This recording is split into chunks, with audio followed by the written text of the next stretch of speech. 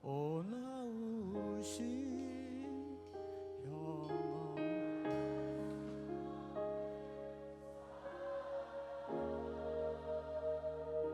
오 위대하신 하나님의 사랑 찬양하리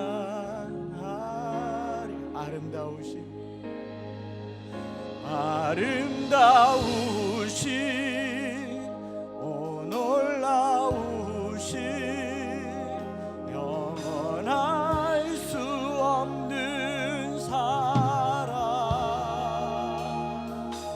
오 위대하신 하나님의 사랑 영원히 찬양하 다시 한번 고백하겠습니다. 아름다우신 오 놀라우신 영원할 수 없는 사랑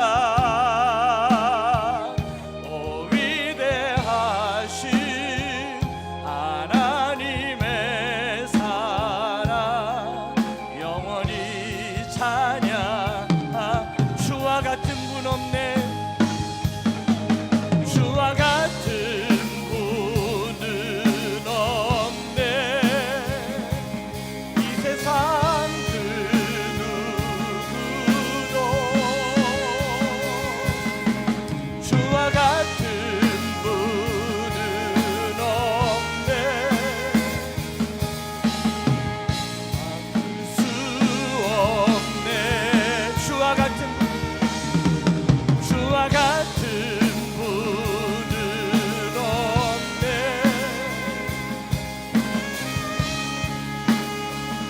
그렇습니다 하나님 주와 같은 분은 없네 누구도 비길 수 없네 아름다우신 오 놀라우신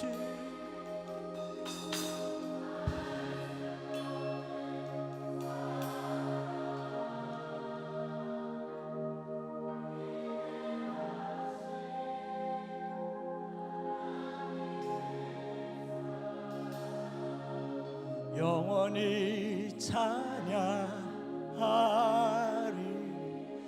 우리 같이 한번 기도하면서 하나님 앞에 나아가면 좋겠습니다. 기도할 때요 오늘 이 자리에 우리가 서 있을 수 있는 것은 그 아무것도 아니고 오직 하나님의 사랑뿐입니다. 하나님이 우리를 사랑하셨기 때문에 그 사랑이 나여 우리가 여기 있는 것입니다. 상한 갈 때도 꺾지 않으시고 꺼져가는 등불도 끄지 않으시며 저 도망하는 요나를 찾아가시며 그를 물고기 속에 가두었다가 사명의 자리로 부르시는 하나님 오늘 우리를 이 얼전트 미션 이 긴박한 선교의 자리로 부르시는 것은 우리가 준비되어서가 아니고 우리가 잘 실력을 갈고 닦아서가 아니라 오직 우리를 사랑하시는 하나님의 사랑에 있음을 고백하면서 오늘 이 시간에도 하나님의 사랑으로 부어주시옵소서 채워주시옵소서 그 사랑에 녹아지게 하여 주시옵소서 아름다우신 위대하신 사랑으로 오늘 우리를 덮어주시옵소서 합심하여 기도하며 나아가겠습니다. 살아가신 하나님 아버지 오늘 이 오전 시간을 주님 앞에 올려드립니다. 오늘 이 시대에 아버지는 위대한 선교의 시대에 시급한 주님의 부르심을 향하여서 우리가 나아갈 때 하나님 우리는 아무것도 할 수 없고 오히려 주님의 명령을 거부하고 거역하고 도망가고 달아나는 자들이지만 세상을 원망하고 불평하며 살았지만 하나님 오늘 우리가 주님 앞에 할 수 있는 것은 그럼에도 불구하고 우리를 사랑하시는 그럼에도 불구하고 우리를 사랑하시는 끝까지 죽여가시는 하나님의 사랑으로 하나님의 은혜로 하나님의 돌보심으로 여기 있음을 고백합니다. 하나님 오늘 우리가 주님의 사랑에 젖어들게 하시고 우리를 향한 주님의 부르심 38년 된 명자에게 찾아오시며 가난한 자에게 찾아오시며 눌린 자에게 찾아오시며 실패한 자리에 찾아오셔서 우리를 주님의 사람 만드시는 주님의 사랑을 고백합니다. 아름다우신 오 놀라우신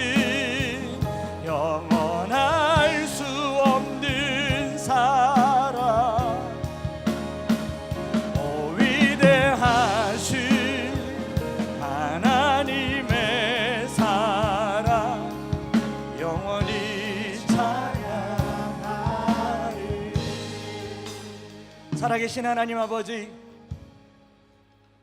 오늘 우리 이 수련회를 기억하여 주시고 오늘 이 시대를 향한 하나님의 그 부르심 앞에 우리가 무엇을 해야 할지 분명히 알고 사명을 발견하며 우리의 삶이 주의 영으로 기름 부음 받는 시간 되게 하여 주시옵소서. 시간이 갈수록 이제 세상과 가까워짐을 느낍니다. 시간이 가까울수록 우리가 돌아가야 할 가정과 학교와 사회가 기다리고 있음을 느낍니다. 하나님, 그냥 돌아가지 말게 하시고 주의 은혜에 사로잡히게 하여 주시며 주의 영에 사로잡히게 하여 주시며 내 입의 말이 세상을 변화시키는 말 되게 하여 주시옵소서. 이 시간을 주께 의탁드리며 구주 예수 그리스도의 이름으로 기도드리옵나이다. 아멘. 우리 하나님께 감사의 박수를 드립니다.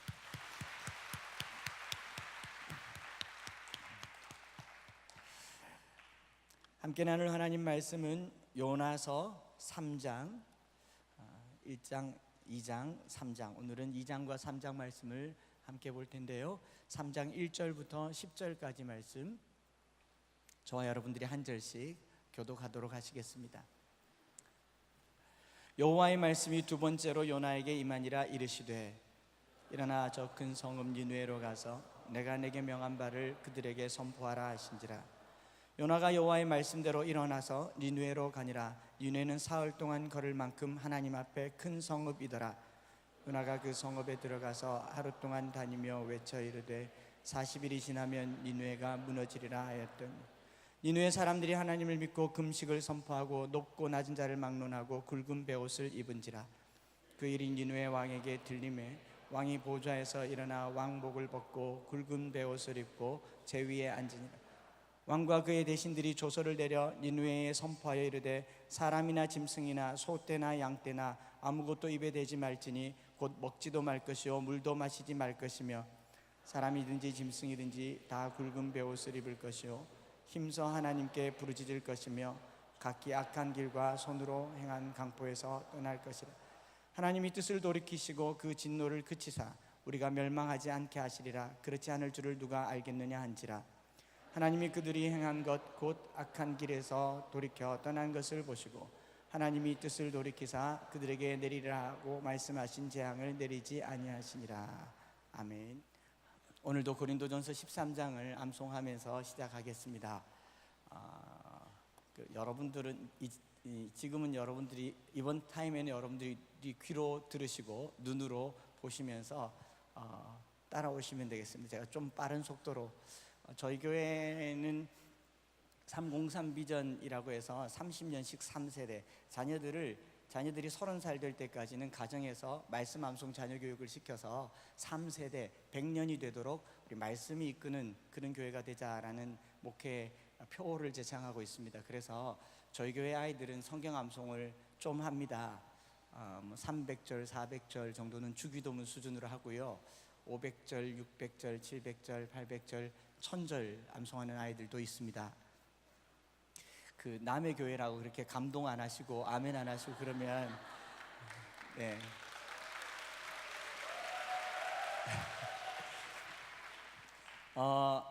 그렇게 암송하고 1000절 암송하면 저희가 영국 왕복 항공권 끊어줍니다. 그리고 같이 영국도 다녀오고 그래요. 여러분들에게 1000절 암송이라고 하는 것은 종말을 구하는 이야기와 같기 때문에, 그러나 시도하시면 제가 가이드 해드리겠습니다, 영국에. 그래서 아이들이 한 300절, 400절 암송을 꾸준히 매일 하다 보니까 어제 말씀드린 것처럼 말씀이 입에 익어 있어요. 그래서 말씀 암송을 또박또박 따박따박 하기도 하지만 굉장히 빠른 속도로 합니다. 빨리 해야 자유 시간을 갖거든요. 그래서 이 시간에는 빠른 속도 버전으로 고린도전서 13장 전장 1절부터 13절까지를 들려드릴 테니까 눈으로 확인하시고 오늘 비는 시간 막간을 이용해서 계속 암송하시면 좋겠습니다. 갈까요?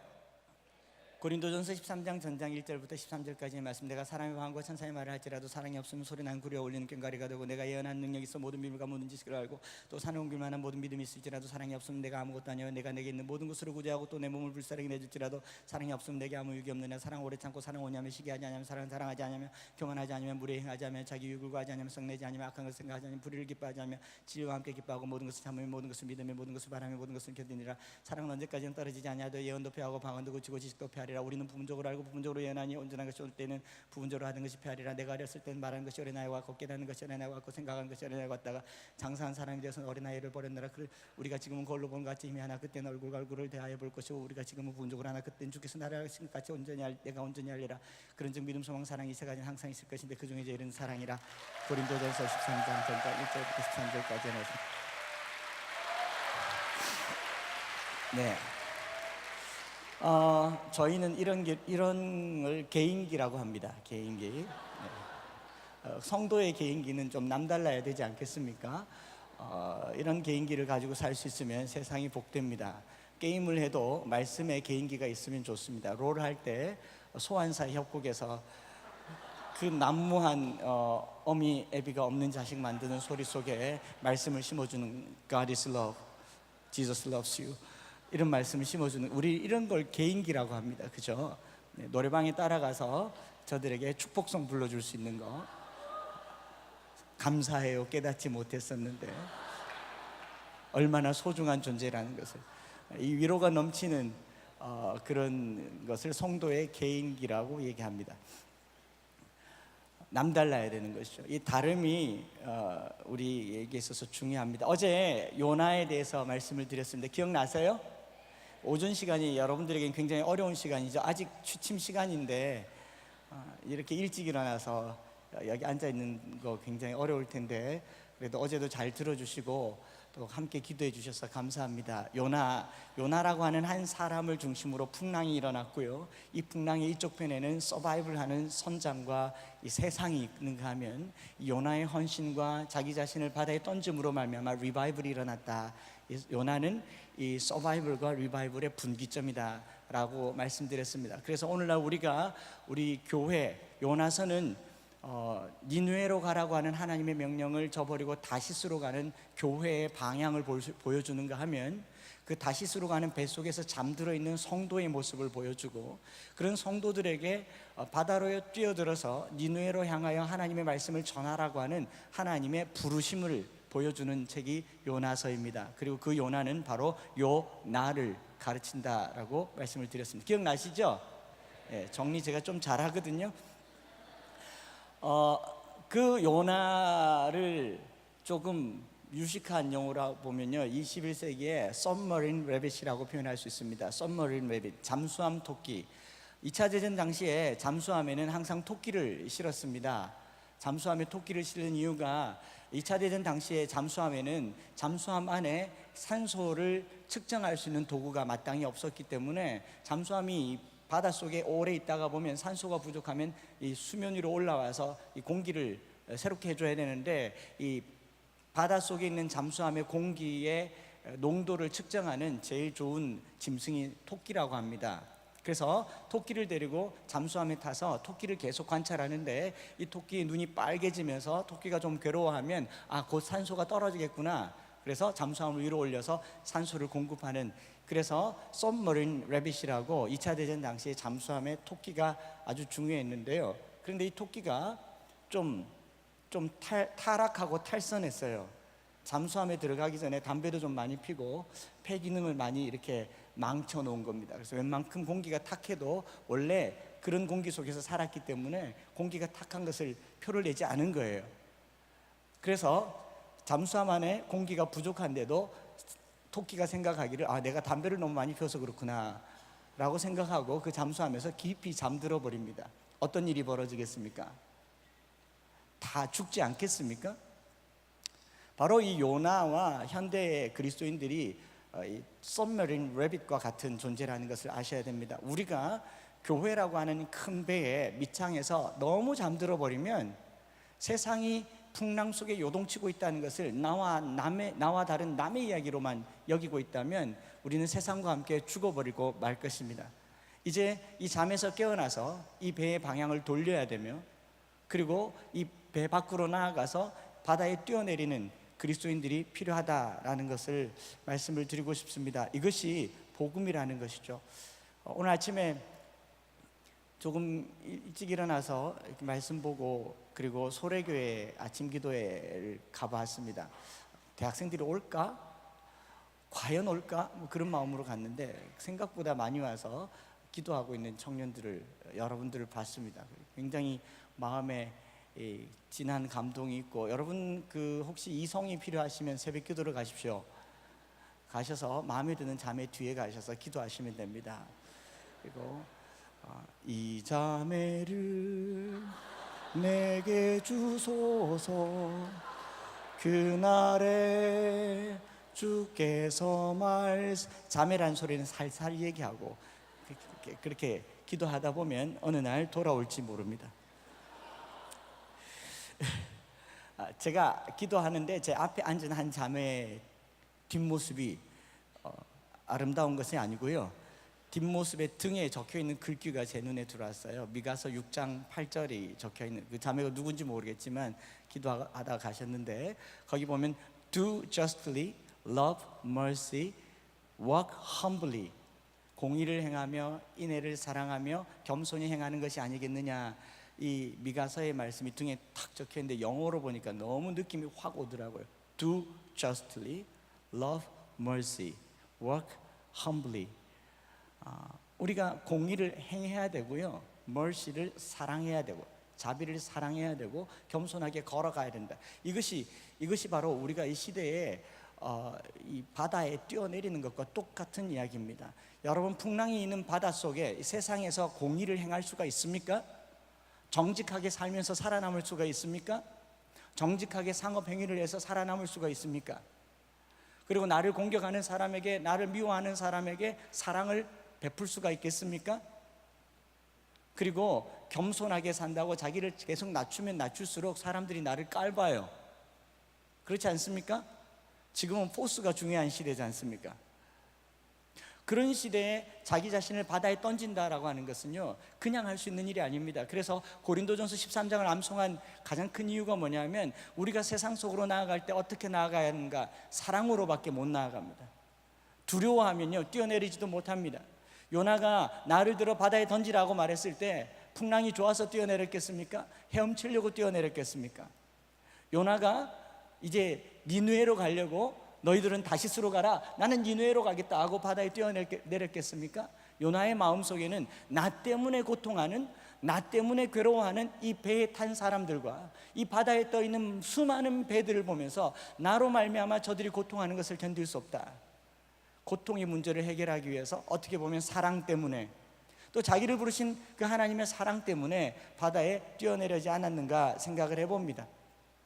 그래서 그 새벽에 기도를 하고 딱 나오는데, 소래교회 뒤편에 이수정 씨, 마가복음 전서를 번역했던 우리나라의 아시아의 마게도니안이라고 하는 그 이수정 씨가 쓴 글을 번역해 놓은 비석이 하나 있더라고요. 그 비석에 이런 표현이 있더라고요. 사람에게 하나님을 믿는 마음이 있는 것은 나무에 뿌리가 있는 것과 같고, 사랑함과 측은한 마음이 없으면 그 나무 뿌리가 마름과 같도다. 사랑하는 마음도 물과 같아서 뿌리를 윤택하게 하나니 가을과 겨울에 나뭇잎이 떨어져도 그 뿌리가 마르지 아니하느니라. 120년 전에 예수 믿은 한 사람의 신앙 고백이 기가 막히지 않습니까? 하나님을 알만한 것을 모든 사람에게 주셨다고 합니다. 그것은 뿌리라고 해요. 이 뿌리가 살기 위해서 그 뿌리에 가장 필요한 것이 무엇이냐? 사랑이라고 말하고 있죠. 그 사랑이 뿌리를 윤택하게 하고, 그 사랑함과 측은함이 있으면 뿌리가 윤택해져서 가을이 오고 겨울이 와서 낙엽이 떨어지더라도 뿌리가 마르지 아니함과 같다. 그리고 열매를 맺은 것 같다. 여러분, 정말 하나님께 감사하시기 바랍니다. 여러분들이 다니는 교회가 사랑의 교회인 것을 감사하시기 바랍니다. 저주의 교회면 어떨 뻔했습니까? 우리가 그 이름을 가졌다고 하는 것은요, 그 이름이 이름대로 되기를 바란다는 마음이고, 그 이름이 우리의 정체성이 된다라는 말씀 아니겠습니까?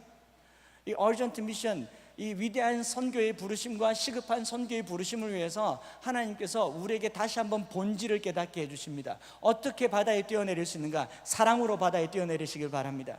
여러분들의 학교가, 여러분들의 캠퍼스가, 여러분들의 가정이, 그리고 이 서울시가, 대한민국이 내가 사랑하는 내 조국, 내가 사랑하는 내 학교, 내가 사랑하는 이 민족이 되실 수 있기를 축복합니다. 내가 사랑하는 곳에 길거리에 침을 뱉을 수 있습니까? 내가 사랑하는 길거리에 쓰레기를 함부로 버릴 수 있겠습니까? 사랑이 문제인 것이죠. 사랑해야 됩니다. 사랑하면 바다에 뛰어내릴 수 있는 것입니다. 그래서 이 사랑의 개념을 좀 더 정확하게 알려고 고린도전서 13장을 암송케 했고요.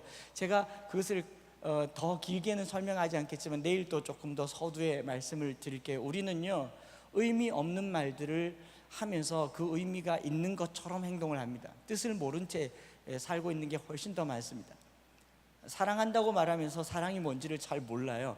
느낌은 아는데 그것이 정확하게 뭔지를 잘 모릅니다. 제가 영국에서 공부할 때 입학하자마자 이제 페스토럴 그룹에서 매주 성찬식을 하거든요.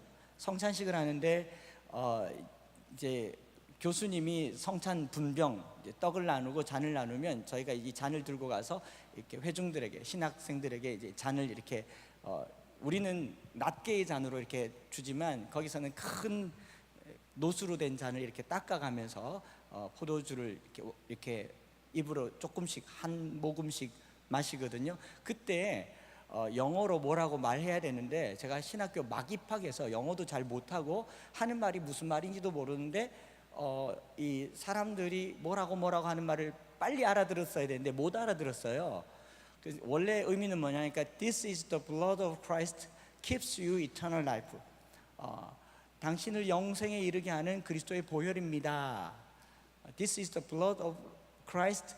It keeps you clean. 뭐 이런 표현을 쓰는데 한 번만 딱 말해주고 그 다음 말을 안 해주는 거예요. 다 영국 사람들이니까. 굉장히 큰일 났습니다. 성찬에 잔을 들었는데 잔을 들고 이렇게 나가서 이렇게 줘야 되는데 다 한마디씩 해요. This is blood of Christ keeps you eternal life. 이걸 말을 해야 되는데 모르는 거예요. 제가 못 알아들은 거예요. 근데 사람들이 내게 와서 이제 잔을 받으러 오는 거죠. 그래서 제가 경상도 특유의 흥얼거림으로 This is life. This is life. 그랬는데 사람들이 막 아멘 하면서 받아 먹는데 얼마나 은혜를 받는지 모르는 거예요. 근데 제 마음에는 계속 가책이 생기는 거죠. 내가 지금 무슨 말을 하고 있는 거야? This is는 이거지. This is지. 그 다음을 모르겠는 거예요. 근데 성찬식이 끝나고 나서도 못 물어보겠더라고요. 부끄러워서. 왜냐하면 늘 해오던 일이니까 사람들은 이 잔을 가지고 오면 잔을 대할 때 이것은 그리스도의 보혈입니다, 영생에 이르게 합니다라는 것을 알고 있기 때문에 제가 말하지 않아도 다 아는 거예요. 저만 모르는 거예요. 그런데 이 말이라는 것이요, 웃기지 않습니까? 내가 모르는 말을 했는데 상대방이 알아듣고 저는 모르는 말을 하는데 그 말이 진리인 것처럼 This is blood.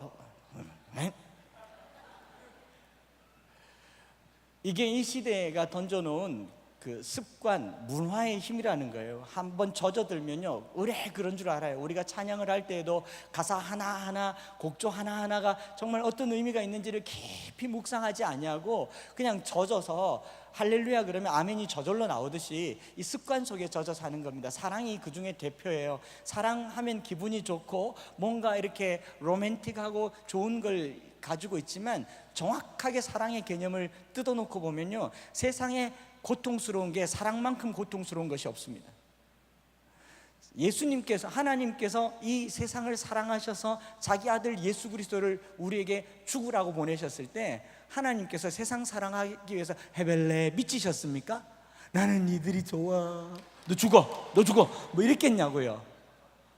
저와 여러분들 보면서 나는 너희들이 너무 좋아, 너 죽어, 이게 사랑이 아니잖아요. 그래서 고린도전서 13장에 사람의 방언과 천사의 말을 할지라도 사랑이 없으면 소리나는 구리와 울리는 꽹과리가 된다. 섬김이 수련회 때 말씀드렸잖아요. 여러분 칠판 벽에 손톱으로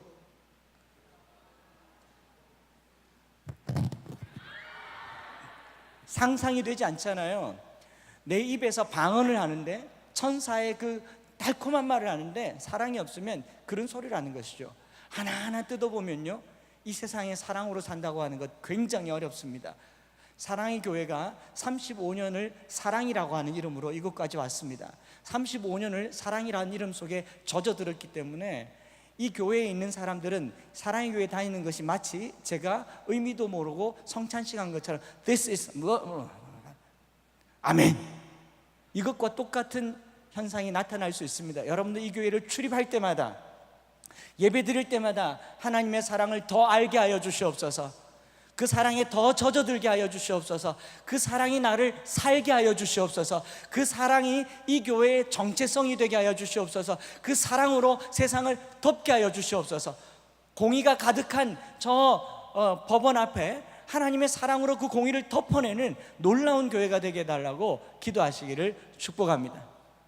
이것이 사랑이라는 것이죠. 그래서 여러분들이 사랑장을 계속 암송하시면서요, 왜 우리가 사랑해야 되며 사랑할 수밖에 없는지를 알아가셨으면 좋겠습니다. 자, 이제 요나서 3장으로 돌아와서요, 요나서 2장과 3장에 어떤 일이 있냐면 1장 17절에 여호와께서 이미 큰 물고기를 예비하사 요나를 삼키게 하셨으므로, 1장에서는 주어가 요나라는 말이 많이 나와요. 요나가 이런 말이 많이 나오는가 하면 이제 두 번째 단락인 1장 17절과 2장 10절에는 뭐 여호와께서 큰 물고기를 예비케 하사, 10절에 여호와께서 그 물고기에게 말씀하시며 요나를 육지에 토하니라. 1장과 2장의 차이는요, 주어가 바뀌는 순간입니다. 우리의 신앙생활에 있어서 주어가 바뀔 때 하나님이 역사하십니다. 요나가 바다에 뛰어내렸을 때 그를 그냥 내버려 두지 않으시고 하나님께서는 물고기를 예비하셔서 그를 삼켰습니다. 존댓말이 자꾸 나오네. 물고기께서 삼키셨습니다. 요나께서는 뛰어내리셨고요. 그런 요나에게 준비된 물고기처럼 오늘 우리가 세상에 내 자신을 던져 넣을 때에 하나님께서 우리를 세상에 그냥 살도록 내버려 두지 않을 줄 믿으시기 바랍니다.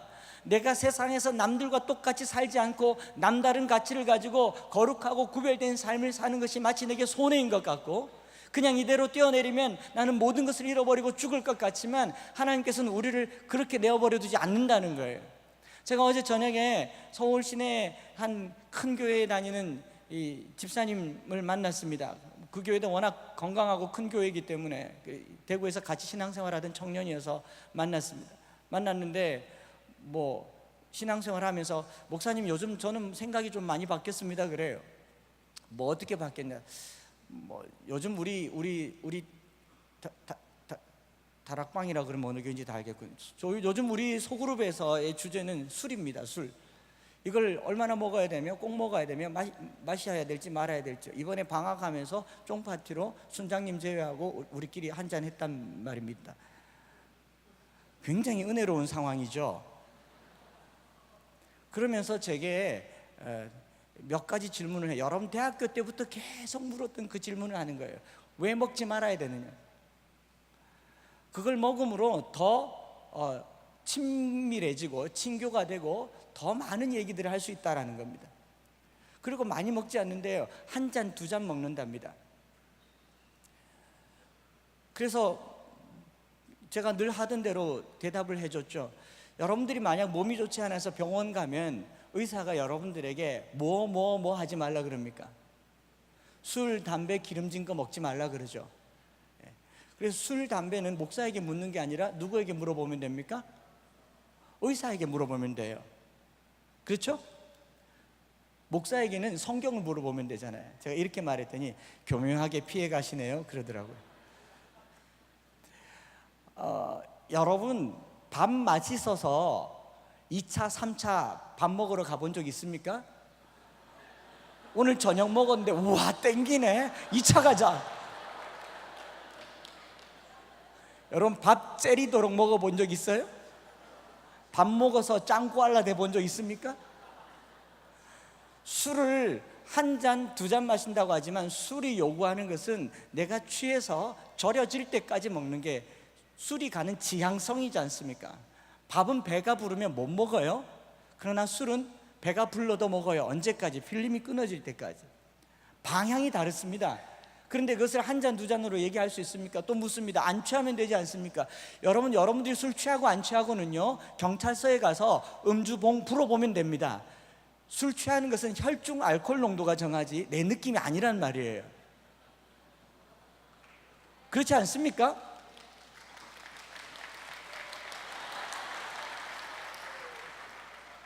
그걸 목사에게 묻는 이유는요, 목사님으로부터 약간의 허용을 얻어내기 위함이에요. 목이 컬컬할 때 맥주 한 잔 정도는 좋다는 거예요. 독일 사람들은 다 맥주를 마신다는 거예요. 독일은 물이 워낙 안 좋아서 맥주를 물로 마셨기 때문에 지금도 맥주를 먹는데, 여러분 지금 독일 가보세요. 물이 얼마나 좋은데 좋은 물 놔두고 왜 맥주 마셔요 그럼? 성경이 술 취하지 말라고 했던 이 술 취함요, 구약시대 당시에 아브라함이나 노아가 포도주를 마셨고 유대인들이 포도주를 마셨던 것은 문화적인 이야기입니다. 고대의 포도와 올리브, 감람나무에 나온 올리브가 이스라엘의 주 수입원인데 포도를 따서 팔았습니다. 제때 다 못 판 포도는 저장할 수도 없고 재어둘 수도 없고 요즘처럼 파우치로 만들어서 팔 기술이 없으니까 그냥 많이 따둔 포도가 저절로 물이 난 그것이 발효돼서 술이 되는 거예요. 버리기 아까우니까 먹는 겁니다. 그런 거예요. 여러분, 버리기 아까운 술 드십시오. 그렇지 않습니까? 몇 가지를만 생각해 봐도 저는 납득이 가지 않아요. 술병에 보면 이렇게 적혀 있지 않습니까? 지나친 음주는 간암을 유발합니다. 이 물 많이 마셔서 지나친 음주 말고 지나친 음수는 무좀을 유발합니다. 이런 거 써놓습니까? 그러니까 암을 유발할 가능성이 있는 알코올 성분을 정부가 비싼 돈을 주고 팔면서 세금을 걷어들이는 거예요. 폐암을 유발하는 담배를 팔면서 정부가 세수를 걷어들이는 것은요, 국민의 건강을 팔아서 정부가 먹고 살고자 하는 사기고 기만이고 패역한 행위입니다. 제가 대통령 되면 술, 담배부터 없앨 거예요.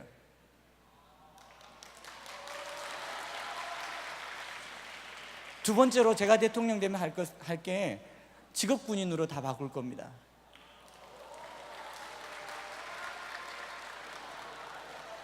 가능성이 없는 이야기이기 때문에 기도만 할 뿐이지만 일자리가 20만 개가 늘어날 수 있습니다.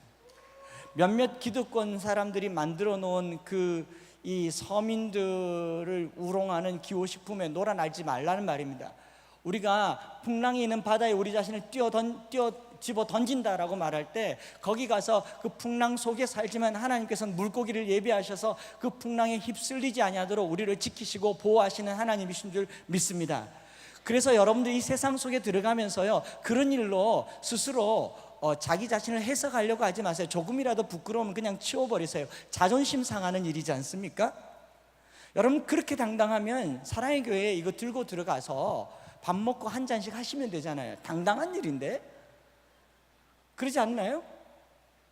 대구 시내 어느 모교회 그 성가대 하시는 분들 중에 솔리스트들, 성악가 분들이 이제 예수님 잘 믿지 않고 노래를 잘해서 솔리스트로 채용되신 분들이 예배 마치고 나면 이 담배가 땡겨가지고 보통 화장실 가면 담배 피는 줄 알고 교회 화장실 가서 담배를 끄집어내니까 옆에 있는 동료 성악가 성가대원이 여기서 그러면 안 된다고, 너 교회인데 여기서 어떻게 그럴 수 있냐고 따라 나오라고 그러더니 교회 뒷벽에 가서 실화예요, 실화.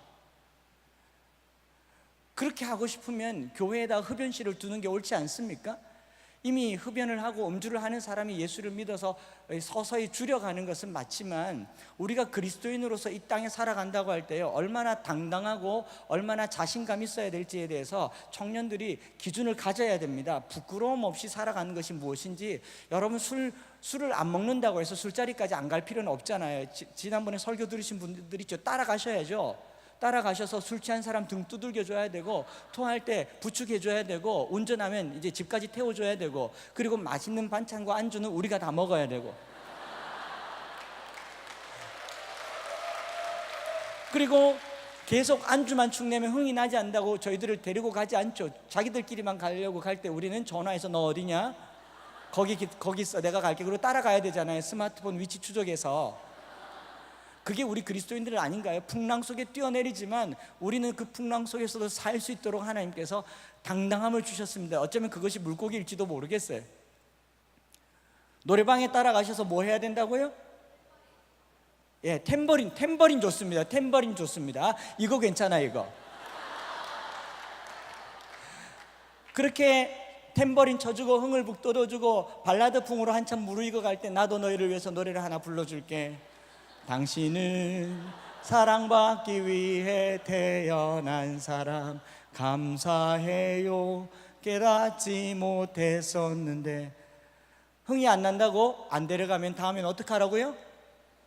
따라가셔야지. 이게 우리가 살아가야 될 세상입니다.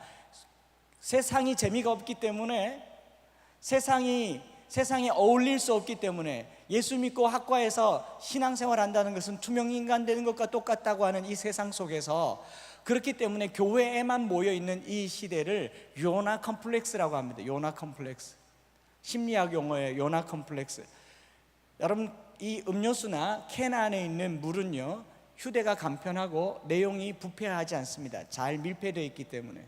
또 냉장고에 넣어두면 시원합니다. 가스가 빠져있지 않기 때문에 꺼내서 먹으면 언제든지 좋습니다. 캔 속에 넣어지는 물건, 캔 안에 있을 때 안전하고 보호받고, 그리고 이 캔 뚜껑이 열리기 전까지는 여기 안에 편안하다고 생각하기 때문에 캔 속에 머물러 있는 것을 즐기는 이 현상을 요나 컴플렉스라고 그래요. 요나가 물고기 뱃속에 있기 전에 바다에 배 밑창에 있을 때 밖에 풍랑이 아무리 일어도 밑창으로 내려가면 내려갈수록 안전하다고 믿기 때문에 요나는 계속 그 밑으로 내려간 겁니다. 물고기 뱃속도 풍랑에 뛰어내려서 물고기가 그를 삼켰고 뱃속에 있기 때문에 그를 안전하다고 느끼는 것을 요나 컴플렉스라고 해요. 그래서 우리 청년들이 직장을 구할 때도 대기업을 구하죠. 안정적인 것을 구합니다. 안정을 취하는 것이 요나 컴플렉스의 하나의 드러나는 현상이에요. 우리는 그 안에 들어가서 평안하기를 원하는 거예요. 그러나 그 안정된 삶 속에서 40대 중반만 딱 넘어가면요, 인생이 고루해집니다. 인생이 지루해집니다. 재미가 없어져요. 그래서 어제 그 청년 결혼한 형제도 이제 뭐 대기업에서 직장생활 좀 하고 중년쯤 되고 신앙생활도 제법 큰 교회에서 하니까 삶의 재미가 없대요. 그래서 제가 그 친구에게 이렇게 말해줬습니다. 스릴 있게 살고 싶으면 다른 여자를 만나보라고. 그게 이 시대 사는 사람들의 패턴이잖아요. 술을 마시고 이제 다음은 다른 여자일 거예요. 여러분, 요나 컴플렉스에 빠져 있으면요, 안전을 추구하고 그 안전함 속에서 살아가면요, 자기가 거기에 젖어서 얼마나 타락했는지조차 모른 채 깊은 잠에 빠지기가 쉽습니다. 그래서 세상으로 뛰어들어야 됩니다. 세상으로 나가야 됩니다. 왜 urgent라는 표현을 썼냐면 시급하고 다급한 문제가 저기 밖에 있는데 여기 안에 있어서는 그것이 보이지 않는다는 거예요. 그래서 밖으로 나가는 것이 우리에게 있어서 중요하다라는 것을 어제에 이어서 말씀을 드렸고, 이렇게 요나가 물고기 바다에 뛰어내렸고 그를 위해서 물고기를 예비하셔서 요나가 물고기 뱃속에 들어가 있는 동안 요나가 한 기도가 요나서 2장 2절부터 9절까지 내용이지 않습니까? 다 얘기하진 않겠지만 요나가 물고기 뱃속에서 수올의 뱃속에서 부르짖어서 하나님께 기도합니다. 4절, 내가 말하기를 내가 주의 목전에서 쫓겨났을지라도 다시 주의 성전을 바라보겠나이다 하였나이다. 7절 여러분들이 같이 한번 읽어볼까요? 시작.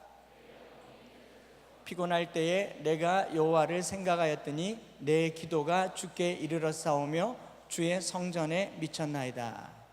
요나가 내 속에서 피곤할 때에 내가 여호와를 생각하였더니 내 기도가 주께 이르렀사오며 주의 성전에 미쳤나이다. 요나는 지금 모든 것을 다 잃었습니다.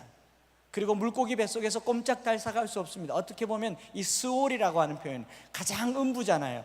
가장 밑바닥에서 모든 것을 다 잃어버리고 가장 밑바닥에서 요나가 건진 것 하나가 있는데 그게 뭐냐면 하나님입니다. 인생의 가장 밑바닥에서 하나님이 남아있는 사람, 그 사람을 우리는 성도라고 합니다. 인생의 가장 밑바닥에서 아무것도 남아있지 않은 사람을 넌 크리스찬이라고 합니다. 그런 사람들은 그 밑바닥에서 자살합니다. 생을 끊어버려요. 성도와 안성도의 차이는요, 그 인생이 궁급한 지경에 이르렀을 때, 끝자락에 이르렀을 때 하나님이 계시냐 안 계시냐로 판단할 수 있는데, 우리가 믿음 생활 잘하고 기도 잘하고 또 제자 훈련하고 리더 훈련을 받고 교회에서 열심히 할 때 하나님이 늘 함께 하는 것 같지만, 오늘날 대학생과 청년들에게 있어서 위기는 뭐냐면, 내가 위기라고 생각할 때, 신앙이 바닥친다고 생각할 때, 딜레마라고 생각할 때 하나님도 없을 것이라고 믿어버리는 이 불신이 굉장히 우리에게 위험한 생각이라는 것을 아셔야 됩니다. 요나가 그 수올에서 가장 밑바닥에서 누구를 생각합니까? 내가 여호와를 생각하였더니. 사랑하는 우리 사랑의 교회 대학부 형제자매 여러분, 저와 여러분들이 살면서 실패하지 않을 거라고 누가 보장하겠습니까? 우리 인생이 밑바닥 칠 일이 없을 것이라고 누가 장담할 수 있겠습니까? 우리 인생이 바닥을 칠 때, 우리 인생에 남은 것이 하나도 없을 때, 모든 것을 다 잃어버렸다고 할 때, 그때 하나님이 거기 계시다는 사실을 꼭 기억하시기 바랍니다. 여러분, 기도 많이 할 때, 성경 많이 볼 때, 봉사 열심히 할 때 하나님이 함께 하시는 것이 아닙니다. 하나님은 늘 함께 하시지만 정작 내 인생이 바닥칠 때, 그때도 하나님이 함께 계시다는 사실을 기억하시기 바랍니다. 이게 우리 신앙의 가장 핵심이에요. 인생의 실패와 함께 대부분의 사람들은 실패와 함께 배신감을 경험합니다. 돈 많을 때, 잘 나갈 때는 친구들이 늘 곁에 있더니 돈도 없고 알바자리도 없고 성적도 바닥칠 때 친구들도 다 떠나가 버립니다. 모든 사람이 다 떠나갔다고 생각할 때 하나님이 계시다는 사실을 기억하셔야 됩니다. 여기 요나가 내가 여호와를 생각하였더니, 이 생각이란 말은 자칼이란 말이에요. 자카르란 말인데, 이 자카르란 말은 사람이 지난 일을 기억하거나 기억하다란 말이거든요. 기억하다는 말인데, 하나님과 사람 사이의 관계에서 하나님이 주로 쓰이는 용도가, 하나님이 사람을 생각하다 할 때 쓰는 용어가 자칼, 생각하다입니다. 그러니까 한나가 아이가 없어서 기도할 때, 계속 기도할 때 여호와께서 한나를 생각하신지라 자카르란 말을 썼거든요. 여호와께서 아브라함을 생각하신지라 자카르란 말을 썼습니다.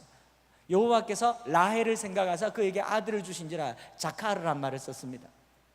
사사시대 때도 이스라엘 백성들이 범죄해서 부르짖을 때 여호와께서 그들을 생각하신지라 자카르란 말을 썼거든요. 여기서 유난히도 요나가 하나님을 생각했다라는 거예요. 이 순간 저와 여러분들이 여기에 처음 기도 제목을 삼아 보려고 합니다. 저와 여러분들이 신앙생활 하면서요, 늘 승승장구할 것이라고 누가 장담할 수 있겠어요? 저나 여러분들이 믿음 생활하면서 매번 승리하고 매번 영적 전투에서 이길 것이라고 누가 장담할 수 있겠습니까? 그러나 실패했을 때, 넘어졌을 때, 쓰러졌을 때, 아무도 나를 돌아보는 이가 없고 가족조차도 나를 외면할 때, 그때 하나님을 기억하시는 저와 여러분들 되시기를 축복합니다. 다 없어지고 나서야 하나님을 만날 수 있다면 그것은 새로운 출발점이 될 것입니다. 하박국서 3장 17절부터 19절에 그런 말씀 있죠. 비록 무화과 나무가 무성하지 못하며 포도나무에 열매가 없으며 감람나무에 소출이 없으며 밭에 먹을 것이 없으며 우리의 양이 없으며 외양간에 소가 없을지라도 나는 여호와로 말미암아 즐거워하며 나의 구원의 하나님으로 기뻐하리로다. 주 여호와는 나의 힘이시라. 나의 발을 사슴과 같게 하사 나를 나의 높은 곳으로 다니게 하시리로다. 하박국서 3장 17절부터 19절까지 말씀. 뭐가 없어요? 비록 무화과 나무에 열매가 없고 잎이 무성하지 못하며 포도나무에 열매가 없고 감람나무에 소출이 없고 밭에 먹을 것이 없고 우리의 양이 없고 외양간에 소가 없을지라도라고 얘기하고 있지만요, 히브리어의 이 찌라도에 해당하는 지라도 해당하는 이 키라고 하는 단어는요, 키라고 하는 단어는 although 양보 구문으로도 해석되지만 뭐가 뭐 할 때에라고도 해석하고 아니면 무엇 때문에라고도 해석합니다. 제일 많은 해석은 때문에입니다. 제가 다르게 해석해 볼게요. 무화과 나무의 잎이 무성하지 못하기 때문에, 포도나무에 열매가 없기 때문에, 감람나무에 소출이 없기 때문에, 밭에 먹을 것이 없기 때문에, 우리의 양이 없기 때문에, 외양간에 소가 없기 때문에 나는 하나님으로 말미암아 기뻐하리로다. 여러분, 우리 인생이 가장 밑바닥을 칠 때, 여러분들의 학점이 가장 밑바닥을 칠 때, 계절학기가 나를 기다리고 있을 때 주님도 거기 계십니다. 주님이 거기 계시는 거예요. 한 학기를 휴학해야 할 만큼 장래가 준비되어 있지 않을 때 그때 주님이 계시는 겁니다. 요나가 자기 인생의 바닥에서 하나님을 만난 겁니다. 이것이 성도와 안성도의 차이예요. 안성도는 모든 것을 잃으면 그것이 끝입니다. 우리는 모든 것을 잃으면 그때 하나님을 얻게 될 것입니다. 그것이 하나님을 만나는 것이에요. 어제 아삽의 시를 여러분 얘기를 들으셨죠? 강사 목사님이랑 저랑 굉장히 닮은 점이 많아요. 저는 24세 결혼해서 25세 아이를 낳았거든요. 28이 되니 아이 둘이 생겼더라고요. 그 아이가 지금은 대학교 4학년, 3학년입니다. 굉장히 닮은 구석이 많죠? 수련회 때 들은 분들도 있겠지만 그 중에서 제 딸은 아주 유난히도 독특해서 어느 날 고등학교 졸업하고 대학교 2학년 때 아빠 쌍수해줘.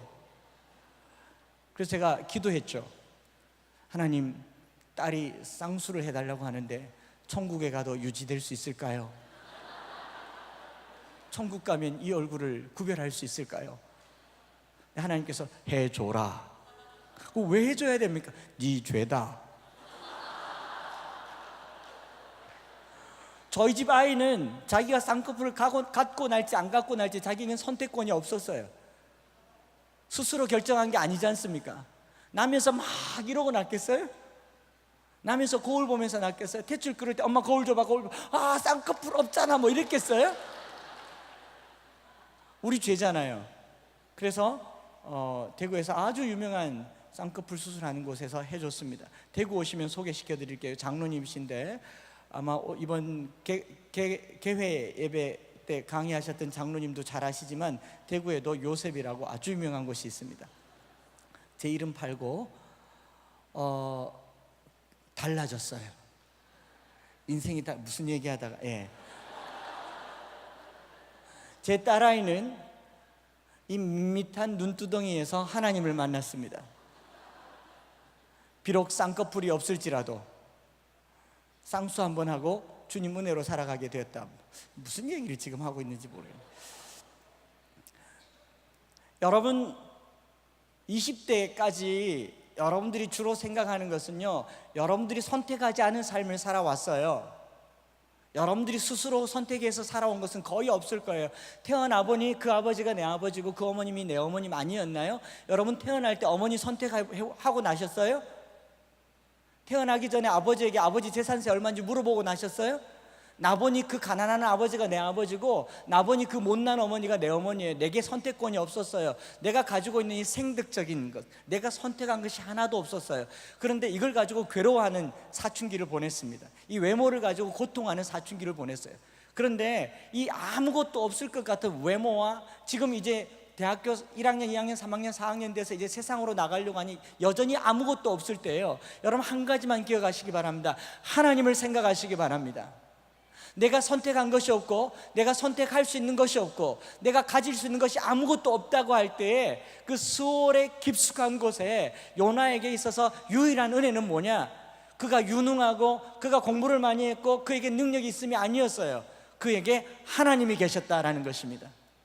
오늘 이 시대는 사람이 얼마나 유능하는가를 묻지만 저는 성도들에게 그것을 요청하고 싶어요. 하나님이 얼마나 나와 함께 하는가가 훨씬 더 중요합니다. 지금 이 자리에 앉아있는 여러분들이 공부를 얼마나 많이 했고 외모가 얼마나 출중하고 여러분들이 금수저를 물었고 흙수저를 물었고 뭐 은수저를 물었고 그것은 제게 아무 관심이 아니에요. 오늘 이 시간 제게 관심은 여러분들이 하나님을 붙들었느냐 하는 데 있는 것입니다. 여러분들이 그 인생의 바닥에서 하나님을 붙들 수만 있다면요, 새로운 역사가 시작될 것입니다. 그리고 그 물고기가 요나를 니느웨에 갔다가 놓게 되는 것이죠. 이것이 2장의 메시지예요. 간단하게 끝났죠? 3장으로 넘어가겠습니다.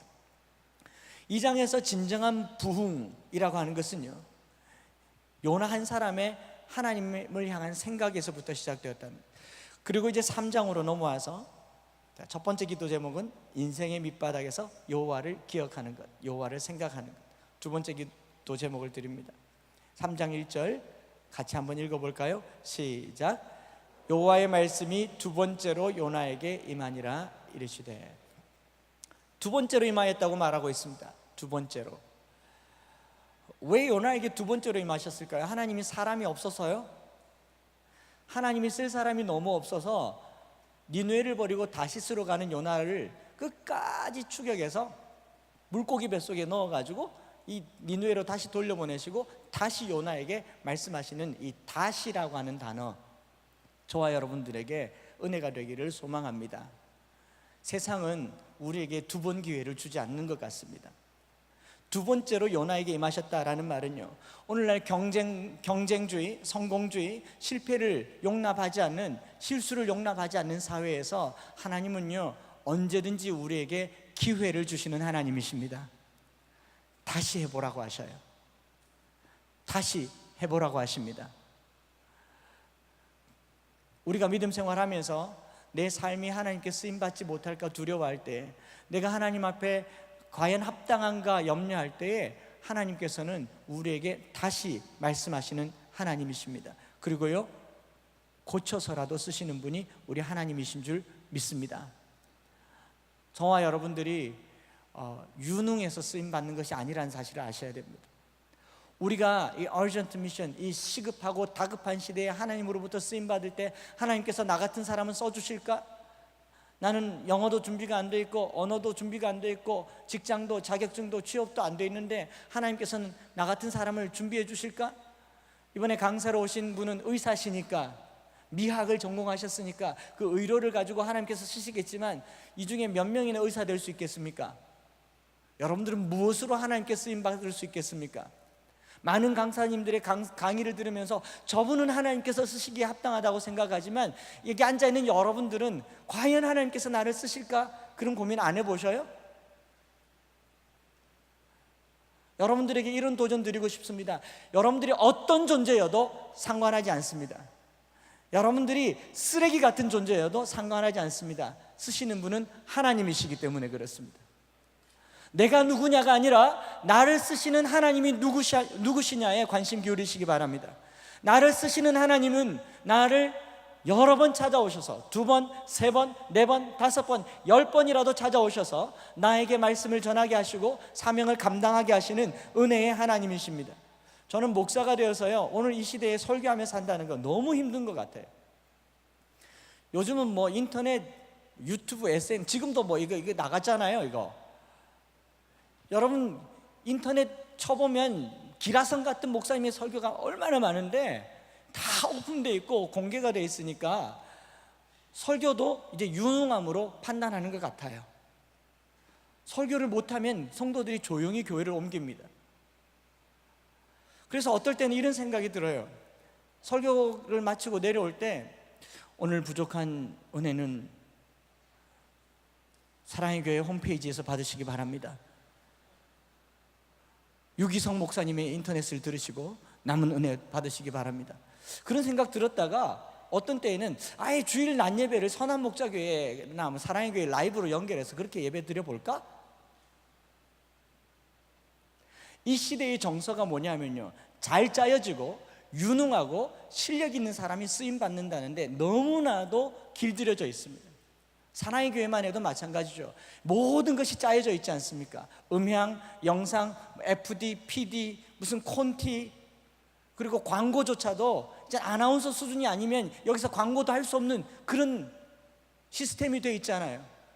그런 시스템에 있다가 저 같은 개척교회 목사나 작은 교회에서 예배 드리는 것이 얼마나 자연스러울지 모르겠습니다. 하나님께서 유능한 사람을 쓰실 것이라는 생각을 버리셔야 됩니다. 하나님께서는 사람을 쓰십니다. 그가 누구든지, 그가 얼마나 배웠든지, 얼마나 가졌든지, 얼마나 준비되었든지 하나님이 쓰시기로 하시면 다시 불러서라도 쓰시는 분이 하나님이십니다. 하나님이 우리를 부르실 때 조건 없으시다는 것, 우리를 그리스도인으로 부르셨을 때 조건 없으셨다면 우리를 세상으로 보내실 때에도 조건 없이 보낼 것입니다. 볼지어다 내가 세상 끝날까지 너희와 항상 함께 있으리라. 우리 사랑의 교회 대학부가 하나님 앞에 쓰임받을 때 그렇게 쓰임받기를 원합니다. 하나님이 유능하시면 돼요. 하나님이 능력 있으시면 됩니다. 우리는 어떠면 되는 줄 아십니까? 한번 따라해 볼까요? 나는 그저 나이면 된다. 나는 아무것도 아닌 이 자체로 충분하다. 더 크게 해볼까요? 나는 아무것도 아닌 이 자체로 충분하다. 원래 하나님께서 사람을 만드셨을 때 티끌로 만드셨습니다. 먼지로 만드셨어요. 아무것도 아니셨어요. 아무것도 아닌 것을 빚어서 만드시고 만들었는데요, 살지를 못하는 거예요, 이 사람이. 창세기 2장에 보면 흙으로 짐승도 만들었거든요. 4발 가진 짐승도 흙으로 만들었는데 흙으로 빚자마자 그냥 4다리로 일어나서 걸어갔단 말이죠. 근데 사람은 하나님께서 정성들어 빚었습니다. 우리가 우리의 모양과 우리의 형상을 따라 우리가 사람을 만들자고 빚었는데 살지를 못했어요. 그래서 하나님께서 응급조치로 뭘 했냐면 인공호흡을 하셨지 않습니까? 그 코에 생기를 불어넣으니 생명이 된지라. 이 생명이란 말, 네페시 하야란 말은 우리말로 좋게 번역해서 생명이지만 원문 그대로는요, 생명이 된지라. 사람은요 정말 티끌 같은 존재고 정말 연약한 존재이기 때문에 하나님의 호흡에 의해서만 살 수 있는 존재가 사람입니다. 그래서 4발 가진 짐승은요, 태어난 지 일주일 되면 스스로 몇 시간만 되면 걷고, 한 달 안에 젖되고, 그리고 3, 4개월이면 또 새끼를 가질 만큼 성인이 됩니다. 여러분들은요 몇 살이에요? 왜 아직 독립을 못하고 있는 겁니까? 이것이 무엇을 말하고 있냐면요, 사람은 스스로 살 수 없고 어려서부터 도움받으면서 자라야 되고 성장하는데 많은 시간이 걸리고, 그 가장 근본에는요, 사람은 하나님의 도우심으로만 살 수 있는 존재가 사람입니다. 우리가 선교를 얘기하고 세상을 복음화시키겠다고 얘기할 때 우리가 뭔가를 할 수 있을 것이라고 착각하시면 안 됩니다. 내가 뭔가를 할 수 있을 것이라고 착각하시면 안 됩니다. 내가 아무것도 아닐 때 하나님은 전부가 되실 것입니다.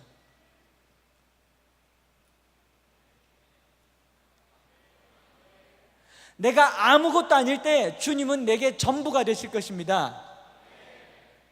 어제 저녁에 기도하지 않았습니까? 어제 저녁에 그렇게 고백하지 않았습니까? 주님 한 분이면 충분하다고요.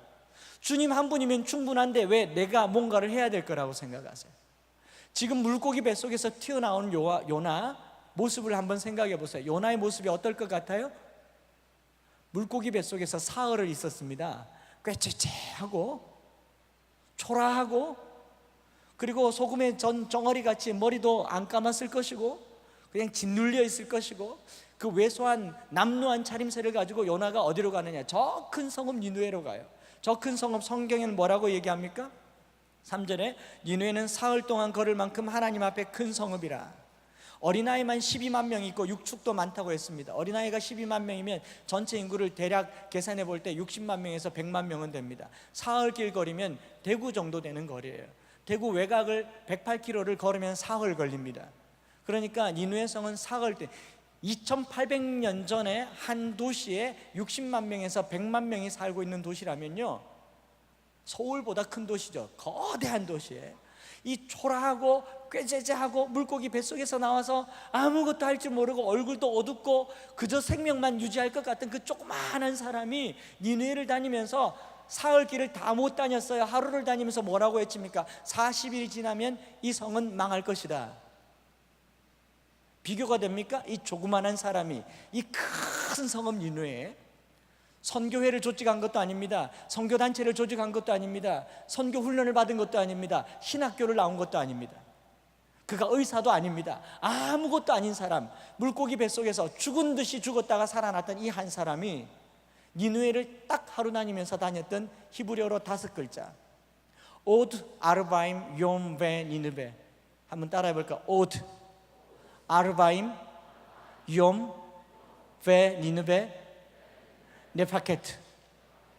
오드 아르바임 욤베 니느베 네파케트. 40일이 지나면 이 니느웨는 망한다. 이 말 한마디가 니느웨를 벌컥 뒤집어 놓았습니다. 이제 우리의 모습으로 한번 생각해 보십시다. 여기 앉아있는 저나 여러분들이 뭐 잘난 것 있습니까? 물론 뭐 제가 인물은 좀 나아요. 공부도 좀 했어요. 키도 180cm 조금 안 돼요. 뭐 이 정도면 쓰임 받을 수 있다고 치십시다. 그러나 우리가 객관적으로 볼 때 세상 앞에 쓰임 받을 만큼 유능하고 준비되어 있다고 생각하세요? 아무것도 아니잖아요. 내가 아무것도 아닌 것일 때 희망하시기 바랍니다. 기대하시기 바랍니다. 지금 이 모습을 하나님이 쓰실 것입니다. 지금 이 상황을 하나님께서 쓰실 것입니다. 여러분들의 그 저급한 학점과 여러분들의 그 낮은 영어 실력과 여러분들이 그 못난 얼굴과 삐져나온 스페어 타이어를 하나님께서 쓰실 것입니다. 그 짧은 다리를 하나님께서 쓰실 것입니다. 느낌 아니까. 이 요나를 쓰시는 분은 하나님이시라는 거죠. 이 초라한 요나 입에서 나온 그 한 말 5마디의 부흥이라고 할 수 있지 않습니까? ot 아르바임 욤 베니느베 네파켓. 여러분, 이 말이 듣기 좋습니까? 여러분들이 지금 수련회 마치고 서울시를 다니면서 서울시가 40일이 지나면 망한다, 누가 회개하겠습니까? 우리는 요나가 전했던 복음을 가지고 있지 않아요. 우리는 더 큰 복음을 가지고 있습니다. 하나님이 당신을 사랑하십니다. 여호와의 영이 내게 임하였으니 가난한 자에게 아름다운 소식을 전하게 하려 합니다. 눌린 자에게 자유를 선포하는 복음을 주셨습니다.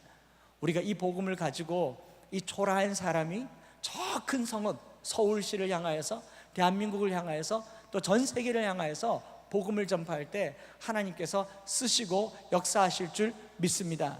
우리는 그저 이 연약함 자체로 충분합니다. 하나님께서 쓰시기에 부족함이 없는 존재라는 것을 믿는다라는 것이죠. 물고기 뱃속에서 사흘간 있었다고 하는 것을 마태복음에서는 예수님께서 뭐라고 말씀하셨죠? 요나의 표적 외에는 너에게 보여줄 것이 없으니, 요나가 물고기 뱃속에서 사흘 있었던 것처럼 인자도 죽은 지 사흘 후에 살아나야 하리라. 요나가 물고기 뱃속에 있었던 그 사흘간 일어났던 일은 무엇이냐? 십자가에서 자아가 죽어버린 겁니다. 그리고 그리스도가 살아난 것이죠. 어제 복음에 대한 이야기를 저녁에 들으셨죠? 이 복음의 메시지는 뭐냐면 십자가에서 내가 죽고 주와 함께 다시 살아나는 것입니다. 그렇게 살아날 때에 내 입의 말은 능력이 되는 것입니다. 갈라디아서 2장 20절을 같이 암송해 볼까요? 시작. 내가 그리스도와 함께 십자가에 못 박혔나니 그런즉 이제는 내가 사는 것이 아니요 오직 내 안에 그리스도께서 사시는 것이라. 이제 내가 육체 가운데 사는 것은 나를 사랑하사 나를 위하여 자기 자신을 버리신 하나님의 아들을 믿는 믿음 안에서 사는 것이라. 요나가 니느웨를 변화시키기 위해서 필요한 것은요 한 가지밖에 없었습니다. 물고기 뱃속에 들어갔다 나오는 것밖에 없었어요. 오늘 우리가 이 사랑의 교회가 세상을 변화시키는 것은 한 가지입니다. 우리가 십자가를 통과하면 됩니다. 우리가 십자가를 지고 자기 자신을 부인하고 십자가의 삶을 살면 되는 것입니다. 그럴 때 내 입의 말은 능력이 될 줄 믿습니다. 예수님께서는 제자들에게 십자가를 지고 자기를 부인하고 나를 쫓으라고 했는데, 오늘날 세상의 기독교는 십자가를 지지 않고 십자군을 모았습니다. 십자가의 군대를 만들어서 우리를 거역하는 자를 다 쳐버리겠다. 우리랑 모슬렘이 다를 게 뭐 있겠습니까? 오늘 예수님께서 우리에게 원하는 것은요 물고기 뱃속에서 죽으라고 하셨어요. 근데 우리는 죽으려고 하지 않습니다. 이기려고 합니다. 이기기 위해서 서명운동을 하고요, 그리고 국회의원들을 동원하고 법조인들을 동원합니다. 우리가 죽어야 살 수 있습니다. 죽어야 살릴 수 있습니다. 내가 죽으면 한 사람으로 말미암아 니느웨가 변할 수 있다라는 것입니다. 죽음을 얘기하니까 굉장히 침울해지고 심각해지는데요, 안 죽어도 돼요. 예수님이 제자들을 부르셨던 그 부르심, 그 가지 십자가를 이야기하고 있습니다. 예수님께서도 이 십자가가 너무 어렵기 때문에 겟세마네 동산에서 자기 자신을 죽이는 것이 쉽지 않았기 때문에 이 잔을 내게서 옮겨달라고 기도하셨던 것이 십자가예요. 십자가 지는 게 쉽습니까? 자기 자신을 죽이는 것이 쉽습니까? 고린도전서 13장에 사랑은 오래 참고 사랑은 온유하며 시기하지 않으며 자랑하지 않으며 쉽습니까? 안 쉽습니다. 제가 여기 앉아있는 여러분들에게 목사로서 목사의 양심으로 말씀드리고 싶어요. 예수 믿는 거 안 쉬워요. 예수 믿어서 예수님의 제자가 되고 예수님을 따라 사는 거 안 쉽단 말입니다. 그러나 예수님을 믿었으면 그 쉽지 않은 길을 과감하게 걸어갈 수 있기를 축복합니다. 그것이 요나에게 주신 하나님의 메시지였습니다. 요나를 통해서 우리가 들은 메시지죠. 그렇게 요나가 하루 동안 다니면서 40일이 지나면 니느웨가 무너지리라 했더니 놀라운 일이 일어나죠. 5절에 니느웨 사람들이 하나님을 믿고 금식하고 높고 낮은 자를 막론하고 굵은 베옷을 입은지라. 6절 여러분들이 한번 읽어보십시오. 시작. 그 일이 니느웨 왕에게 들림에 왕이 보좌에서 일어나 왕복을 벗고 굵은 베옷을 입고 죄 위에 앉으니라. 정리를 할게요. 첫 번째로는요, 우리 인생의 밑바닥에서 하나님을 기억하셔야 합니다. 두 번째로는요, 다시 임하시는 하나님을 붙드셔야 됩니다. 내가 아무것도 아닌 존재여도 아무 문제 없습니다. 하나님이 전부이시면 됩니다. 이 urgent mission이라는 주제로 수련회가 진행되는 동안 세상의 부르심 앞에, 세상을 향한 그 사명의 자리 앞에 우리가 해야 될 것은 아무것도 없습니다. 하나님이 한 분이시면 됩니다. 그렇죠? 세 번째로 같이 기도하려고 하는 것은 6절에 보면 이 일이 니느웨 왕에게 들림에라고 얘기하고 있는데요, 이 들렸다라는 말, 보통은 쉐마라는 말을 쓰는데 여기는 다른 히브리어를 씁니다. 나가라는 말을 씁니다. 나가란 말이 아니고요, 히브리어로 나가라는 말인데, 그래서 바예가라는 말로 쓰여졌던 이 들렸다라는 말의 의미는요, 터치라는 번역을 씁니다. 이 말이 니느웨 왕에게 터치되었다. 영어로 터치를 우리말로는 뭐라고 번역합니까? 감동이라고 얘기하는 거죠. 여러분, 요나가 전한 말이 왕에게 감동이 되었다는 거예요. 저는 이 말씀을 여러분들에게 오늘 도전과 기도의 제목으로 삼으려고 하는 겁니다. 오늘 교회가 세상에 하는 말이 전혀 감동되지 않습니다. 오늘 교회에서 또 목사님들이, 저 같은 목회자가 세상과 세상을 향해서 또 정부를 향해서 이 불신자들을 향해서 하는 말이 전혀 감동을 주지 못합니다. 말은 맞는 말인데 감동되지 않아요. 여러분들 어머님에게 듣는 말이 틀린 말 있나요? 근데 어머님 말 들으면서 감동해서 엄마 너무 감동이야, 엄마 몰라, 뭐 이런 적 있어요? 어머니가 하는 말이 틀린 말은 아닌데 감동이 되지 않아요. 감동이 안 될 뿐만 아니라 어때요? 짜증도 나요. 왜 그럴까요? 어머님이 하시는 말들이 말은 맞는데 마음을 움직이지 못해요. 사랑하지 않는 것도 아닙니다. 삶이 받쳐주지 않거나 내게 와닿지 않는 이 말들, 저는 이 수련회 말씀 준비하면서 그런 생각했어요. 옳은 말로는, 맞는 말로는 성도들을 한치도 바꿀 수 없는 것이 이 세상이다. 목사님들이 수많은 설교를 하잖아요. 무수한 설교를 하지만 설교가 성도를 바꿔내지 못한다는 것이 이미 공식이 됐지 않습니까? 제가 교회 9년 개척하면서 저희 교회에 설교한 설교 원고가 6,000편이 넘습니다. 물론 좀 나아졌겠죠. 그러나 요나의 이 한마디는요, 온 성을 다 바꿨지 않습니까? 저는 이 말씀 보면서 그런 기도 제목을 가져봅니다. 내 말이 사람들의 마음에 와닿는 말 되게 하여 주시옵소서. 오늘 이 한 목사가 설교하는 설교가 오늘 이 앉아있는 여러분들의 마음에 와닿기를 소망합니다. 마음에 와야 돼. 터치돼야 돼. 터치. 오늘 우리가 선교지에 가서 복음을 전하는 이 세상과 사회에 나가서 우리가 해야 될 가장 큰 것은요, 우리의 삶이 저들의 마음에 닿아야 된다는 겁니다. 세상은요, 들으려고 하지 않고 말하려고 하기 때문에 우리가 하는 말을 잘 안 듣습니다. 여러분 주변에 망하는 사람, 실패하는 사람 한번 떠올려 보세요. 특징이 뭔지 아세요? 말을 안 들어요. 누구 말을 안 듣느냐? 가까운 사람 말을 안 들어요. 여러분들도 어머니 말 안 들었죠? 아버지 말 안 들었잖아요. 세상은 듣지 않음으로 불순종을 점철하고 있습니다. 하나님은 세상을 만들 때 여호와께서 이르시되 있으라 하셨고 그대로 되니라 보시기에 좋았더라. 하나님이 말씀이 그대로 되는 것을 좋았다고 했지만 아담과 하와가 불순종하고 난 이후로 이 세상은 듣기를 거부합니다. 그래서 말하기만 좋아해요. 여러분 기도할 때도 말을 많이 하지 하나님 말씀을 많이 듣나요? 듣기를 많이 합니까? 말하기를 많이 합니까? 하기를 훨씬 많이 하죠. 아직 멀었어요. 여러분들이 이제 30대 40대 돼서 주부가 되고 또 남자들도 이제 중년이 되면 말이 많아집니다. 30대 된 주부들이 난 11시 12시에 시내에 나가보면 카페에 즐비하게 앉아 있습니다. 아이들 어린이집 보내고 나와서 모여가지고 스타벅스, 엔젤리너스, 핸즈커피 막 앉아있죠. 앉아서 대화하는 걸 들어보십시오. 정말 재미난 광경이에요. 한 사람은 자기 아들 자랑을 계속하고 있고, 한 사람은 시어머니 욕을 하고 있는데, 서로 다른 주제로 대화하고 있는데 2시간 동안 끊어지지 않고 얘기가 가능하다는 거예요. 우리 아들이 이번에 기말고사 쳤는데 다 맞았어. 특목고 가려나 봐. 그래? 나는 우리 시어머님 때문에 못 살겠어. 또 찾아오신대, 시골에서. 이제 그만 왔으면 좋겠어. 이 얘기를 2시간 동안 하는 거예요. 상대방이 뭐라고 말하는지는 중요하지 않아요. 내가 말할 대상이 있다는 데 충분한 겁니다. 세상은요, 들으려고 하지 않습니다. 말하려고 합니다. 그래서 이 말을 못하면 병이 걸려요. 우울증. 그래서 전문 상담가는 돈을 받고 이 말을 들어줍니다. 그러셨어요? 어째 이를 어째, 어머, 헐, 뭐 이러고 있으면 돈을 줘요. 상담하기도 참 쉬워요. 무슨 말이냐면요, 오늘날 세상은요, 우리가 하는 말로는 변화가 되지 않습니다.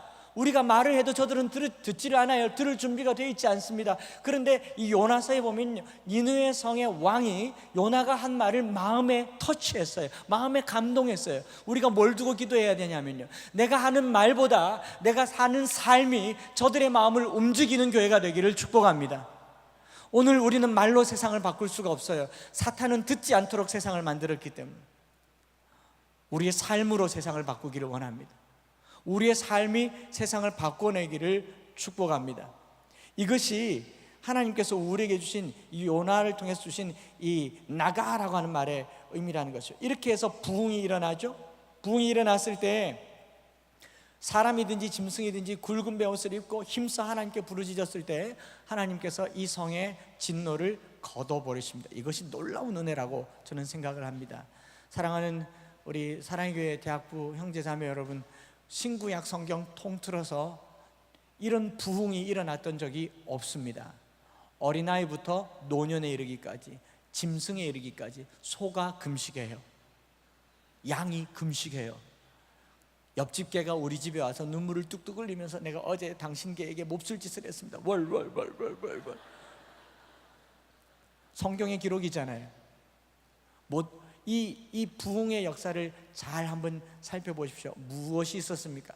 초라한 요나, 꾀죄죄한 요나, 그러나 그 인생의 밑바닥에서 하나님 한 분밖에 붙들 것이 없던 요나, 그 요나가 요나입니다.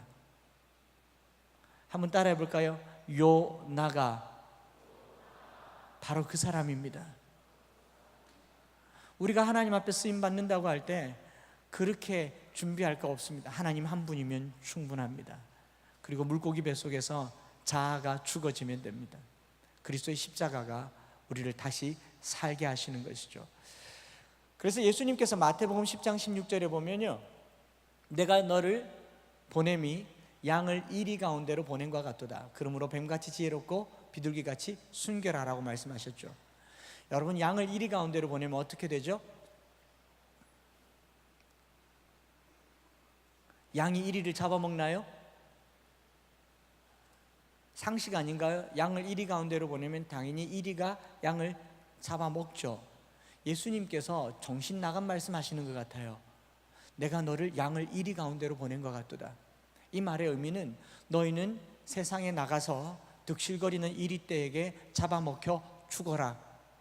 죽을 때 좀 더 우아하고 고상하게 뱀처럼 지혜롭고 비둘기처럼 순결하게 죽어라. 결국 우리는요, 풍랑이 있는 세상에 뛰어내려서 죽어야 되는 것입니다. 그렇게 죽어질 때 물고기 뱃속에서 다시 살아날 것이고, 그렇게 살아난 사람은 한마디의 말로도 세상을 바꾸는 겁니다. 그런데요, 오늘 우리는 어떻게 세상을 바꾸는 줄 아십니까? 양을 이리 가운데로 보낸다고 했더니 1000마리 양이 한 마리 이리를 둘러싸고 겁을 주는 거예요. 그리고 양들이 침묵을 하는 겁니다. 이리가 굉장히 당황해해요. 아우 한데 매. 우리가 선교할 때 자본이 선교하고 있지 않습니까? 물량이 선교하고 있지 않습니까? 동정심이 선교하고 있는 것 아닙니까? 우리의 선교는요, 십자가를 지고 예수님처럼 그곳에 가서 그 사람들과 함께 살다가 그 사람들 속에서 죽어지는 것, 그것이 선교지 않습니까? 예수님께서 저와 여러분들을 풍랑으로 집어던지시고 그리고 십자가라고 하는 물고기 뱃속에서 죽여버리시고 다시 살리실 때 저와 여러분들의 메시지는 능력이 될 줄 믿습니다. 저는 이런 능력을 경험해 보고 싶습니다. 지금도 굉장히 많은 말을 했잖아요. 이 많은 말을 다 통틀었어요. 저는 한마디만 말씀하고 싶습니다. 하나님은 사랑이십니다. 하나님은 사랑이십니다. 그 사랑이 저와 여러분들을 바꿔내는 놀라운 역사가 있기를 바랍니다. 어제 저녁에 성소에 휘장이 찢어진 얘기를 들으셨죠? 성소에 휘장이 찢어졌단 말은 우리가 지성소로 쉽게 나아간다는 말, 그 의미가 아니에요. 지성소가 없어졌단 말입니다. 구약 성경 이후로 하나님은요, 하늘의 하나님이 시내 산에 나타나셔서 모세에게 뭐라고 말하냐면 산 아래 회막을 지으라고 합니다. 하늘의 하나님이 땅 위에, 온 천지의 하나님께서 땅 아래 내려오셔서 백성들 가운데 함께 거하시기로 합니다. 그래서 성막을 만들고 성막으로 나아오라고 합니다. 이것이 레위기가 말한 제사법이에요. 그래서 짐승 제사로는 도저히 안 되겠다고 해서 예수 그리스도의 십자가로 제사를 지내게 하면서 성막을 찢어버립니다. 땅에 오셔서 회막에 계시던 하나님께서 이제 어디에 계시냐? 저와 여러분들의 삶 속으로 들어오셨습니다. 내가 십자가와 함께 죽어버리고 내 안에 예수가 살게 되었습니다. 지성소가 어디 있느냐? 바로 여기 있습니다. 여기 지성소가 있습니다. 여기 그리스도의 십자가가 있고요, 여기 그리스도의 사랑이 있습니다.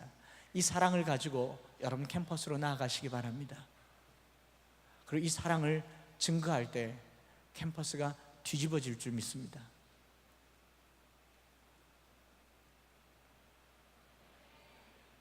여러분들의 학교가 여러분 한 사람 때문에 변화될 줄 믿습니다. 제가 어제 만났던 그 어릴 적에, 젊었을 적에 신앙생활을 같이 했던 그 형제를 보면서 마음이 살짝 아쉽고 안타까웠던 것은요, 세상이 변하지 않을 거라고, 더 나아지지 않을 거라고 단정 짓고 살고 있는 그 모습 때문입니다. 그도 그리스도인이고 그도 크리스찬입니다. 큰 교회 다니고 있습니다. 매주일 예배 드립니다. 그리고 교회가 만들어 놓은 놀라운 시스템 속에서 이것이 은혜라고 말합니다. 여러분, 은혜가 뭔 줄 아세요? 은혜는 세상을 바꿔내는 하나님의 능력입니다.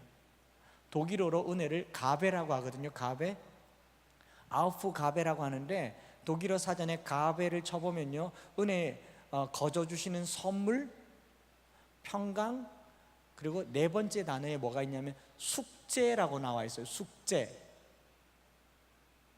은혜는 숙제입니다.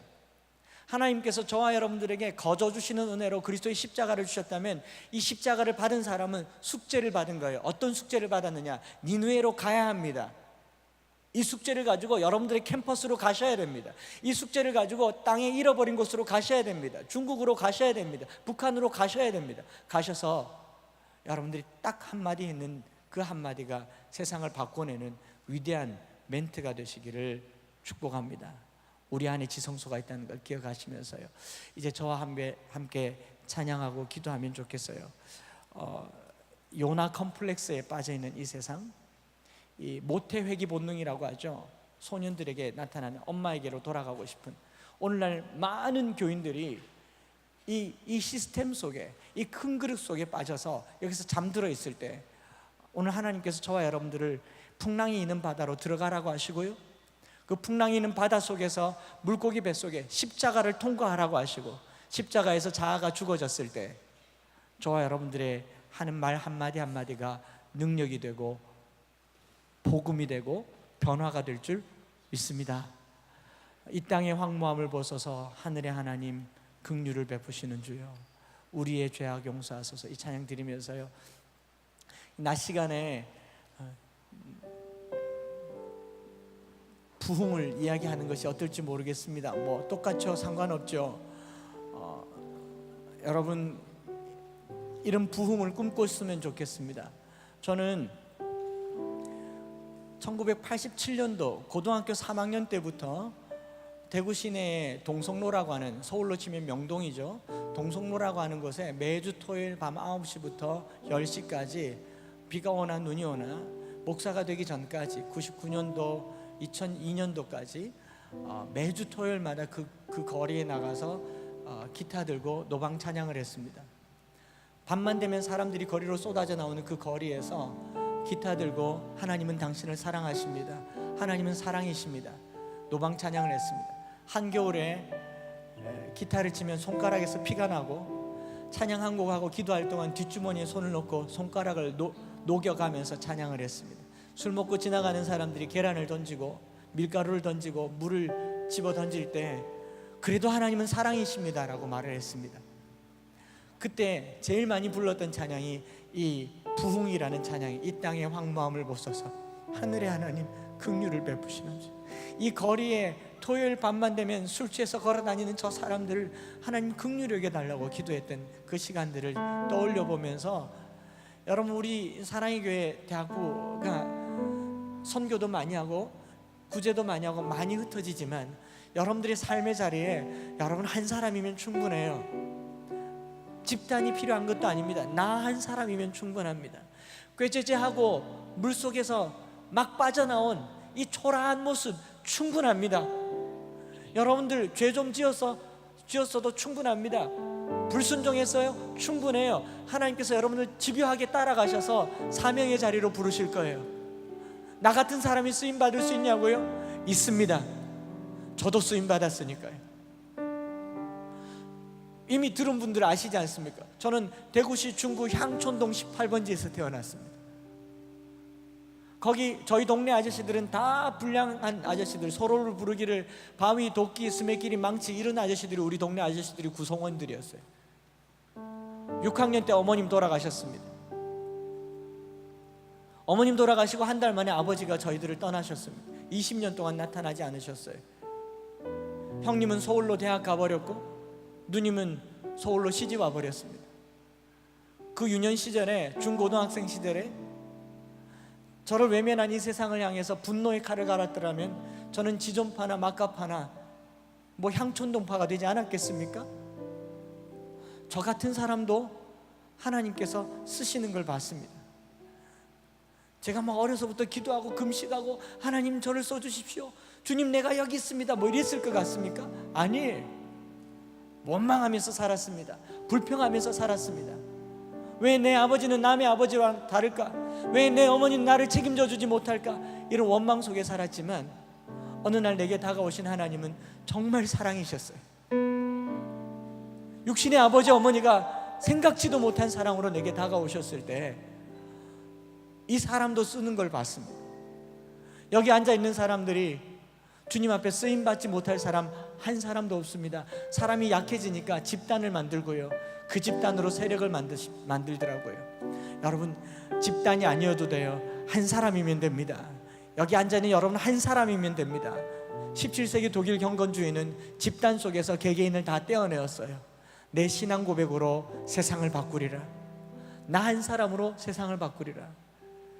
이렇게 기도하면 좋겠어요. 하나님 따라해 보십시오. 하나님 나 하나면 충분합니다. 서울을 바꾸겠습니다. 민족을 바꾸겠습니다. 세상을 바꾸겠습니다. 그런 마음으로 우리 이 찬양 드리면서 한번 기도하면 좋겠습니다.